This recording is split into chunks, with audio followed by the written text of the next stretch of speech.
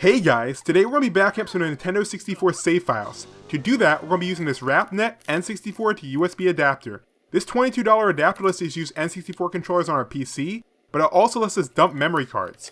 You can dump Game Boy carts and save files too, but that's a topic for another time.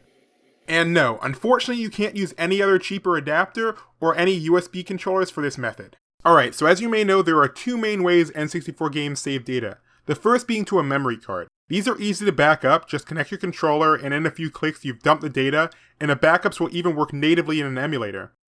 We'll go over this in detail first. It's super fast and easy. The second way games save is directly to the cartridge. These can be a bit harder to dump, but I'll cover these too. My method won't work with all games, but it should work with most. Also, getting these dumps to work in an emulator can be kinda tricky, so I'll have to cover that in a follow-up video.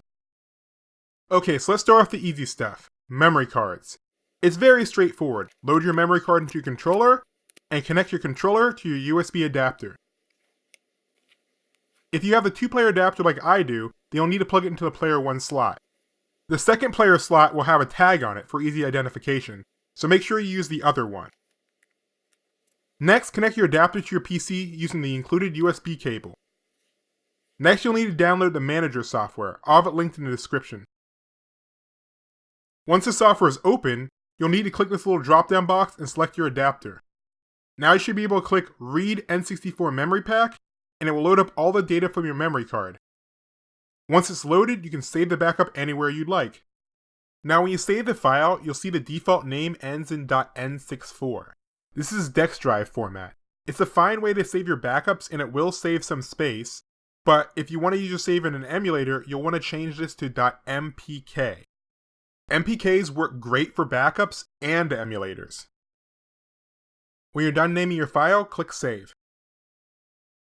And if you just wanted to back up your saves, you're done. Just keep this dump someplace safe. But to get this to work with an emulator, you'll need to know the proper file name. To get this file name, simply boot your ROM using your favorite emulator and run it just long enough to get to the main menu. And now you should see a new file pop up in your emulator's save folder, and it should end in .mpk. Copy the save we dumped to the save folder. And last, we need to rename our dump to match the empty file. A quick and easy way to do this is to right-click and rename the empty file, then copy the text, and delete that empty file. Now rename our dump, and paste in the name we copied earlier, and boot up the emulator, and you should be good to go. Restoring a memory card is also easy. First, go back to the memory card manager. If you've already closed the memory card manager, you can open it again from the Tools menu. Now click Open, and select what backup you want to restore. Now switch back to the Adapter Manager, and click Write N64 Mempack. When it's done, load up your game and all your data should be back. And that's it for memory cards. Now on to the tricky stuff. There's a lot to explain before we can get started, so if you're new to cart dumping, this may all sound a little complex, but just follow along. After your first backup, it actually becomes super easy. It's really just a few short steps. Alright, cartridge types. It's important to know what type of cartridge you're working with. If you're not sure, you can look up your game in the link below. There are 3 main save types. First is SRAM. Used in games like Ocarina of Time, Harvest Moon, and F-Zero, just like with Game Boy games, your save files are stored on a chip that needs constant power. If your battery dies, so does your save file.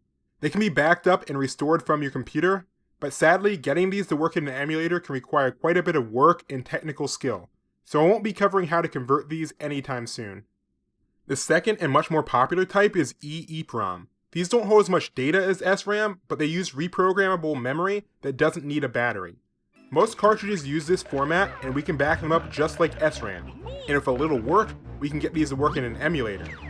The third type uses flash memory. This holds much more data than even SRAM, but it doesn't use a battery. This format is also fairly uncommon, and is mainly used for games like Pokemon Stadium and StarCraft 64. Sadly, my backup method won't work for these at all, but if you check the link and find your game uses SRAM or EEPROM, you should be good to go. Okay, in order to back up your cart save, you're going to need a Game Shark or Action Replay, along with a memory card. If you don't already have a Game Shark, I suggest picking up a version 3.2 or 3.3. And here's where the annoying stuff begins. If your Game Shark refuses to boot, and you've tried cleaning it and the cartridges, your Game Shark may have the wrong key code. The default key code works fine for stuff like Super Mario 64, GoldenEye, and most games, but some games like Banjo, Zelda, and F-Zero require changing the key code. To do this, you have to boot from a different game first, for example GoldenEye, then scroll down to key codes, and here you have a few options to pick from. Check the link in the description for a list of popular games and what key codes they use. Select the code you want and press A to change codes. Make sure you only switch to games you actually have, because you'll need a compatible game to change it back. You can actually lock yourself out of the Game Shark. There's no way to manually reset the code. Once you're able to boot the Game Shark with the game you want to dump, just go to Memory Card Manager and load up your game pack on the left. If you don't see a game pack option, you can try cleaning the game and restarting, but it likely means your game can't be dumped. If you can load it up, you should see a save name. Now go to the right side and select Controller 1. If it says your memory card needs to be formatted, press L and format it. Once you can open the memory card, delete any files you see. This just makes things easier in the long run. Next, go back to the left side window and press A to transfer your cartridge save file to your memory card. This will take a little while, but once it's done, your save should be transferred. You can now transfer this to your PC just like we did with the memory card saves. Just click Read N64 Mempack. The memory card will appear empty, however you will see that some pages are used up. That means we got the dump, but this software just can't read it. That's fine. Save this anywhere you want, and it's a good idea to do a quick check on your save. I have yet to get any corrupted saves from the Game Shark, but I have gotten 1 or 2 blank ones. SRAM's a bit hard to check because the Game Shark formats them weirdly. I don't really understand how they work yet, but I'd at least suggest checking the size.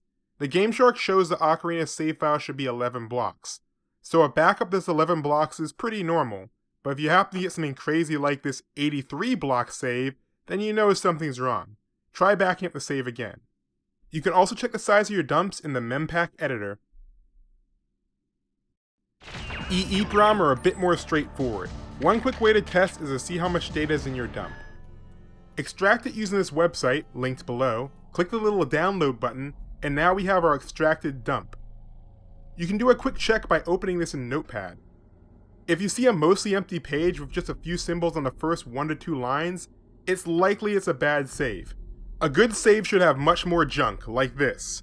Notepad can't actually read the save data, but it knows there's much more of it there. For more advanced users, you can open it in the hex editor. This is completely optional, but it'll give you a better idea of how much data there is. This is really just a sanity check to help prevent empty saves. If your save's really important, you may want to do some further testing.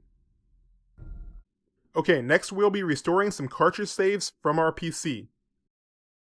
First, open up Mempack Editor, then load a backup. Next, switch to the Adapter Manager and click Write N64 Mempack. Then connect your controller to your N64 and boot up Game Shark's Memory Card Manager. This time, we'll have the controller on the left and the game pack on the right. On the left side window, press A to copy the save file, and it will be transferred back to your cartridge. Boot up the game, and you should see your save file. Alright, and I think that's all we have time for today. Stay tuned for the next video where I cover converting EEPROM saves for emulators. It should be out by Monday, but it does get kinda crazy. We have to break out the hex editor again.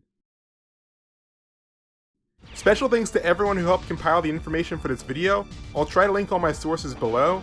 This video would not have been possible without them. But anyway, thanks for watching. I'll see you all in the next video. Bye.